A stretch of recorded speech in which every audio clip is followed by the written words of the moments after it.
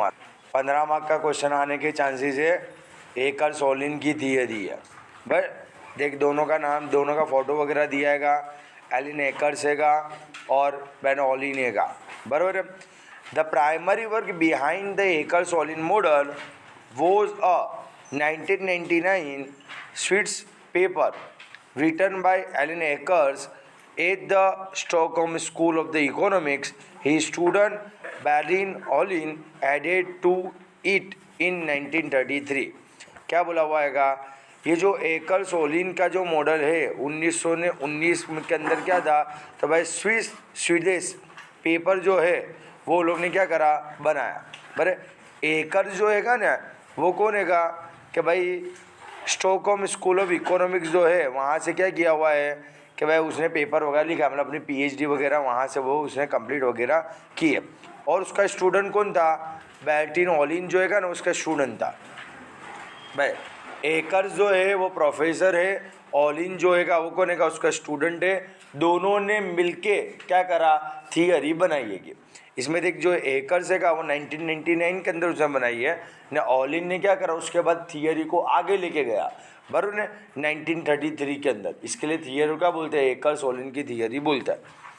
From the classical to modern approach. देख, एकर्स के बारे में क्या बोला हुआ है, a Swedish economy in 1999, underline कर दे। वो कौन है, स्वीडिश इकोनॉमी है। फर्स्ट प्रपोन टू आइडिया, पर उसने क्या करा, सबसे पहले आइडिया दिया, idea that trade result from differences in factor endorsement in different country. इसने सबसे पहली बार बताया कि दो कंट्री, दो देश के बीच में जो भी बिजनेस होता है उसका मेन रीज़न क्या आएगा, तो भाई फैक्टर इंडोर्समेंट है। फैक्टर इंडोर्समेंट का मतलब क्या होता है, तुम किसका यूज़ करके तुम क्या करते हो, प्रोडक्ट वगैरह बना रहे हो। तुम लेबर एमेंडेड हो कि कैपिटल एमेंडेड हो, तुम इंसानों का यूज़ करके प्रोडक्शन कर रहे हो कि तुम मशीनों का यूज़ करके प्रोडक्शन कर रहे हो, बरे। तो इंसानों का यूज़ करके ना मशीनों का यूज़ करके तुम प्रोडक्शन कर रहे हो, वो रीज़न के कारण क्या होता है, इंटरनेशनल ट्रेड वगैरह हो रहा है। ऐसा कौन कहता है, ये एकर्स है ना, वो सबसे पहले ऐसा कहता है। ही स्टूडेंट, उसका स्टूडेंट कौन है, Bertil Ohlin carry this forward and built the modern theory of international trade. वो कॉन्सेप्ट के ऊपर से ओलिन ने क्या करा, आगे वो थियरी लेके गया, और वो थियरी का नाम क्या बना, अंडरलाइन कर दे, modern theory for international trade. Ohlin in his famous book, Ohlin ने अपनी फेमस बुक के अंदर inter regional and international trade criticise the classical theory and format the general equilibrium theory of the international trade. He was jointly awarded the Nobel में, underline कर दिया, Nobel memorial prize in the economy science with James Meade in 1977 to his path breaking contribution to international trade and international capital movement। ये जो भी Olin हैगा, Olin ने क्या करा, तो भाई ये जो भी क्लासिकल इकोनॉमिक्स जो थे, क्लासिकल इकोनॉमिक्स मतलब वो absolute advantage, comparative advantage and reciprocal demand, बस। तो ये लोगों के अंदर जो जो चीज़ें डिसएडवांटेज था या जो जो इनों की लिमिटेशन थी वो सब भी इसने बताए, और ये सब चीज़ों के कारण इसको क्या मिला, प्राइज वगैरह भी मिला। किसको, ओलिन को। ओलिन कौन है, स्टूडेंट है, किसका, एकर्स का। पर सबसे पहले थियरी लेके कौन आया, एकर्स लेके आया ना, वो थियरी को आगे लेके कौन गया, ओलिन लेके गया। इसके लिए थियरी का नाम क्या है, एकर्स Ohlin theory. Also known as a factor endorsement और factor proportion theory for international trade. पर अंडरलाइन करते इसको दूसरा क्या बोलते हैं, फैक्टर इंडोर्समेंट थियरी भी बोलते हैं या factor proportion theory of international trade भी बोलते हैं। Fundamental proposition of the theory, पर ये थियरी का फंडामेंटल क्या आएगा, the main cause of the trade between a region in the different in price of the commodity based on relative factor endorsement और factor price. क्या बोला गया है कि दो कंट्री के बीच में जो भी बिजनेस होता है वो होता किसके कारण है, प्राइस अलग अलग है उसके कारण। और प्राइस अलग क्यों है कि कौन से रीजन से है, क्योंकि फैक्टर इंडोर्समेंट है न फैक्टर प्राइस है, वो उसके कारण। देख, कोई भी कंट्री, जैसे सपोज इंडिया में कोई चीज़ मिलती है, फॉर एग्जांपल के तौर पर 1000 रुपये में मिलती है, तुम अमेरिका से मंगवाते हो, अमेरिका से मंगवाने के बाद यहाँ तक आने तक के खर्चे को मिला के कोई पर्टिकुलर चीज़ 700 में तुम्हारे को मिलती है, क्या करोगे? अमेरिका से मंगा लेंगे ना, यहाँ मंगाते तो कितने में पड़ती है? 1000 में पड़ती है ना। वहाँ से मंगवाने के बाद खर्चा मर्चा करने के बाद 700 रुपये में पड़ती है। सस्ता कौन सा पड़ेगा? 700 वाला ना। मंगवाया का इंटर से ट्रेड क्यों किया? क्योंकि प्राइस अलग अलग है, हमारा वहाँ ज़्यादा है, वहाँ कम है, ठीक है ना, डिफरेंट प्राइस कमोडिटी। अबे प्राइस क्यों अलग अलग होती है, उसका रीज़न क्या आएगा? तो क्या बोला हुआ है? फैक्टर इंडोजमेंट है, जो फैक्टर प्राइस है। फैक्टर इंडोजमेंट मतलब कि इंडिया के अंदर जो चीज़ बनती है वो इंसानों का यूज़ करके बनती है, लेबर एमेंडेड है कि न, वहाँ भाई जो बनती है वो मशीन का यूज़ करके बनती है। अब लेबर एमेंडेड में कैसा? लेबर तो 8 घंटे ही काम करेगा ना, जिसको पगार भी ज़्यादा देना पड़ेगा, बराबर है। जबकि मशीन के साथ 24/7 नॉन स्टॉप चलाओ, पगार देने की क्या ज़रूरत है? ठीक है, तो 24/7 चला सकता या नहीं चल सकता? चाहे बड़ी तो इंसानों का यूज़ करके काम हो रहा है तो ये महंगा पड़ जाएगा, मशीनों का यूज़ करके कर रहे तो कैसा आएगा? सस्ता पड़ जाएगा। तो फैक्टर इंडोजमेंट भी असर करता है ना इंटरनेशनल ट्रेड को। ने फैक्टर प्राइस भी डिपेंड करता है का? क्या करता है? फैक्टर प्राइस, फैक्टर किसको कहते हैं? 4 factor, land, labour, capital, entrepreneur. चाहे बड़ी अभी जो 4 चीज़ें है, सपोज समझ इंडिया में महंगी हो गए, वहाँ सस्ती हो गए, तो भी इंटरनेशनल ट्रेड होगा ना, बराबर। That is some country have a much capital, other have a much labour. अमुक कंट्री के पास क्या होता है? कैपिटल ज़्यादा होती है, अमुक कंट्री के पास लेबर ज़्यादा होता है। इंडिया में लेबर ज़्यादा है, फॉर एग्जाम्पल के तौर पर इंडिया में लेबर ज़्यादा है, अमेरिका में लेबर कम है। अच्छा, लेबर को ज़्यादा पैसे मिलेंगे कहाँ बचो? कहाँ मिलेंगे? अमेरिका में मिलेंगे। क्यों? क्योंकि वहाँ लेबर की कमी है। यहाँ लेबर कैसे है? क्या ज़्यादा है? शायद बड़ी ना, तो यहाँ लेबर ज़्यादा है तो ज़्यादा लोग होंगे तो क्या करेंगे? हम लोग पैसे थोड़ी ज़्यादा देंगे, हम कम पैसे देंगे। तेरा काम करना तो कर भाई, ना करना तो मत कर, जा, दूसरा कोई मिल जाएगा। बड़ी समझ, बराबर है। तो क्या बोला हुआ है? 2 कंट्री, एक कैपिटल एमेंडेड है, एक लेबर एमेंडेड है। कैपिटल एमेंडेड में कैपिटल ज़्यादा है, लेबर एमेंडेड में लेबर ज़्यादा है। जहाँ पे जो चीज़ ज़्यादा होगी वहाँ पे वो चीज़ कैसे मिलेगी? सस्ती मिलेगी ना, बराबर। अब वहाँ पर जो कैपिटल ज़्यादा है तो वहाँ कैपिटल सस्ती होगी। कैपिटल सस्ती मतलब लेबर महंगा। इंडिया में लेबर ज़्यादा है मतलब लेबर सस्ता, मतलब कैपिटल महंगी। According the relative factor price will different between a country. भाई दोनों कंट्री के अंदर क्या होगा? फैक्टर प्राइस अलग अलग होगी, अलग अलग हुई ना। वहाँ कैपिटल सस्ती, लेबर महंगा, यहाँ लेबर सस्ता, कैपिटल महंगी। फैक्टर हुआ ना, 4 फैक्टर है, लैंड, लेबर, कैपिटल, एंटरप्रेन्योर। तो लेबर ने कैपिटल के बारे में बात करी ना अपनों ने, बराबर है ना, वो कैसा हुआ? अलग अलग हुआ। Country that are rich in capital will export capital intensive goods and a country in those with more labor will export a labor intensive goods. जो कंट्री के पास कैपिटल ज़्यादा है वो क्या करेगी? कैपिटल की चीज़ों को बना के एक्सपोर्ट करेगी। जो कंट्री के पास लेबर ज़्यादा है वो लेबर बना के बेचेगी, लेबर से कनेक्टेड वाली चीज़ों को बना के बेचेगी।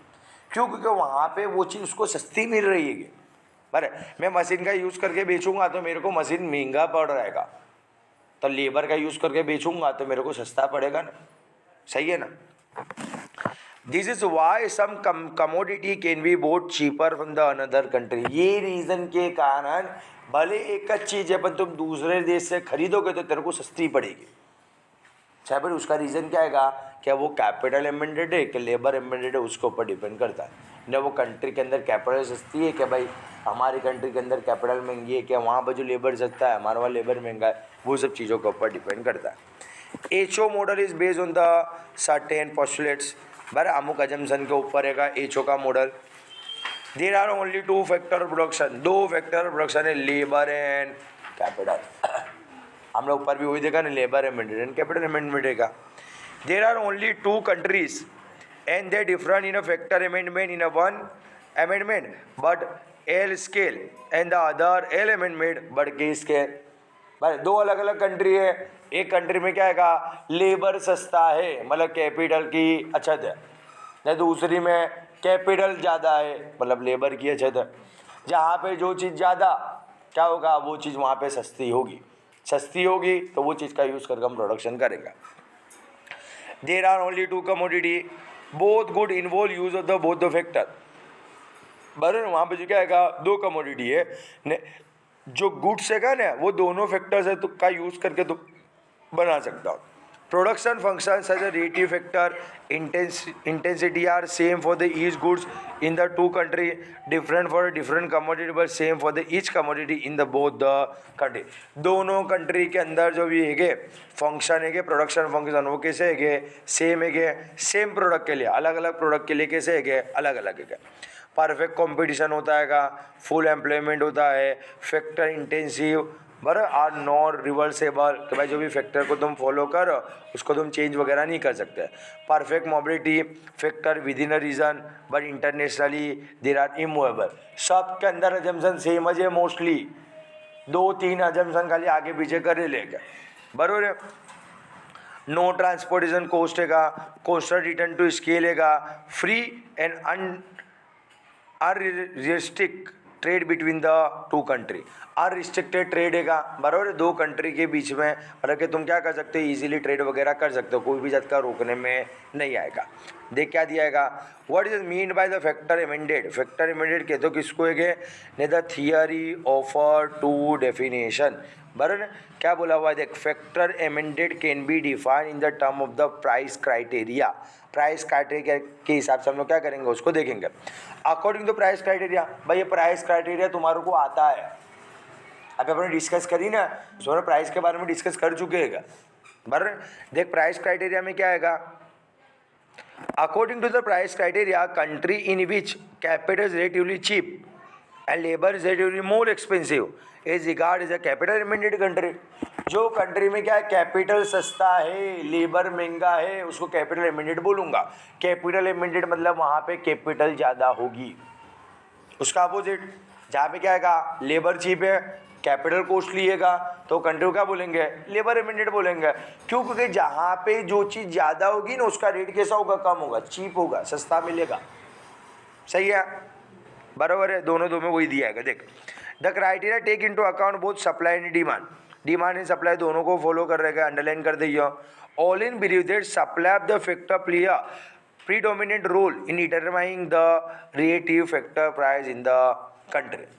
पर क्या बोला हुआ है कि भाई सप्लाई जो है वो भी कैसा है कि इंपॉर्टेंट रोल प्ले करता है। अब आता है फिजिकल क्राइटेरिया सेकंड नंबर का। भाई एमसीक्यू वगैरह एक बड़े वाला क्वेश्चन तुम्हारे इसके अंदर से निकलेगा। एकर सोलिन इजी पड़ेगा, न्यूटन थियरी, और फर्स्ट नंबर पे कौन सा देखा था, न्यूटन थियरी थी ना, इसके पहले कौन सा था,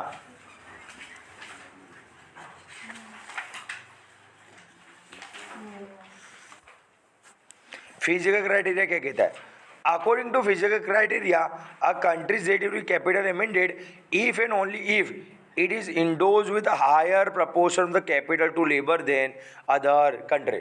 कैपिटल एमेंडेड बोलेंगे किसको, तो जहाँ पे क्या हुए वो कंट्री के पास कैपिटल ज़्यादा हुए कंपेयर टू लेबर के, उसको कैपिटल एमेंडेड बोलेंगे।